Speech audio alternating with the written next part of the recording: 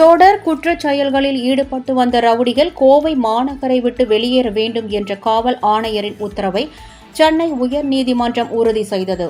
தொடர் குற்ற நடவடிக்கைகளில் ஈடுபட்டு வந்த கோவை கணபதி பகுதியைச் சேர்ந்த பாலகிருஷ்ணன் என்ற மோர் மார்க்கெட் பாலா உள்ளிட்ட 27 பேரை கோவை மாநகர எல்லையில் இருந்து வெளியேற்றி மாநகர காவல் ஆணையர் சரவணசுந்தர் உத்தரவிட்டார்.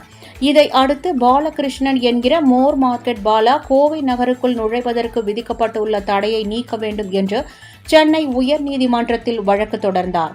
இந்த வழக்கை விசாரித்த உயர்நீதிமன்றம் கோவை மாநகர காவல் ஆணையர் சரவணசுந்தரின் உத்தரவை உறுதி செய்து உத்தரவிட்டது. மேலும் இது குறித்த வழக்கை தள்ளுபடி செய்து நீதிமன்றம் தீர்ப்பளித்தது. உத்தரவை மீறும் நபர் மீது சட்ட ரீதியாக கடும் நடவடிக்கை எடுக்கப்படும் என்றும் காவல்துறை ஆணையர் எச்சரிக்கை விடுத்துள்ளார்.